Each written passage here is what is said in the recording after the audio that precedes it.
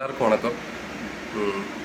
இப்போது இன்றைக்கி வந்து நம்ம எதை பற்றி பேச போகிறோம்னா, இந்த CAA act 2019, CAA citizenship amendment act 2019, அதாவது குடியுரிமை கொடுக்கறது. இப்போ நம்ம வந்து பிறப்பால் குடியுரிமை பெறுறவங்க இருக்காங்க, இந்த நாட்டுக்கு மேரேஜ் ஆகி வரவங்க, இந்த மாதிரி நிறைய விஷயங்களுக்கு குடியுரிமை. இப்போது அதேமாதிரி என்னென்னா, இந்த நாட்டிலேருந்து அண்டை நாடுகள், அதாவது மெஜாரிட்டி முஸ்லீம் மெஜாரிட்டி நாடுகள்லேருந்து வேறு மதத்தை முஸ்லீம் அல்லாத மதத்தை இருக்கவங்க, அகதிகளாக வந்து இந்தியாவில் தஞ்சம் அடைஞ்சவங்க, அவங்களுக்கு குடியுரிமை கொடுக்கறதுக்கான சட்டம். இதில் ஒரு குறிப்பிட்ட வருஷத்துக்கு மேலே இருந்தவங்களுக்கு குடியுரிமை கொடுப்போன்றது சொல்கிறாங்க. இது எதனாலனா, இது வந்து அவங்களுக்கு ஒரு நன்மை. அதாவது அங்கே வந்து மெஜாரிட்டியாக இருக்கும்போது அவங்களுக்கு வந்து வாய்ப்புகள் மறுக்கப்படுதுன்றதான் சொல்ல வராங்க. அதனால் அவங்க வந்து ஏதோ ஒரு காரணத்தால் வந்திருக்காங்க அகதிகளாக. அவங்களுக்கு வந்து ஒரு ஆதரவு கொடுத்து நம்ம நாட்டில் வந்து இது பண்ணணும் அப்படின்றது தான் நம்மளோட மத்திய அரசாங்கன்றது பார்த்திங்கன்னா, பிரதமர் மட்டும் இல்லாமல் நிறைய பேர் சட்ட வல்லுநர்கள் இந்த மாதிரி நிறைய பேர் சேர்ந்து கொடுக்கறது. அவர் மட்டும் கொடுக்கறதுன்னு கிடையாது, அதே போல் மாநிலத்திலையும் சரி தான். ஒரு தலைமைச் செயலாளர்கள், அதுக்கப்புறம் வல்லுநர்கள்லாம் சேர்ந்து ஒரு சட்டத்தை வந்து 2019 கொண்டு வந்தாங்க. இதில் முக்கியமான விஷயம் என்னென்னா, மெஜாரிட்டி நாட்டிலேருந்து இங்கே இந்தியாவுக்கு வராங்க இல்லையா, அவங்களுக்கு வந்து குடியுரிமை கொடுக்கறது, அதாவது முஸ்லீம் அல்லாதவர்களுக்காக.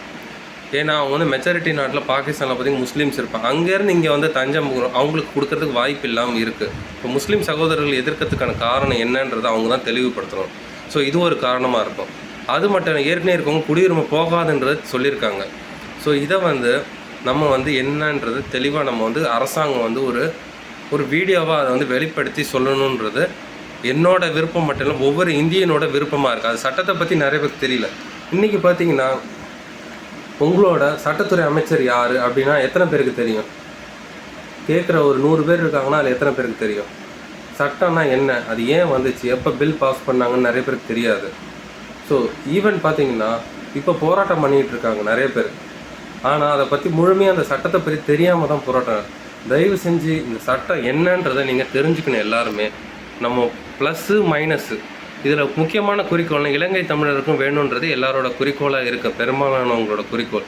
ஸோ அதை வந்து எல்லாரும் கலந்து ஆலோசித்து ஒரு தமிழ்நாட்டு சார்பில் நம்ம எல்லாரும் சேர்ந்து ஒத்துமையாக இருந்து, எல்லாரும் முக்கியம், இந்து முஸ்லீம் வேற்றுமை இல்லாமல் எல்லோரும் ஒத்துமையாக இருந்து நம்ம எல்லோரும் இருந்துக்கிட்டு இருக்கிறோம்.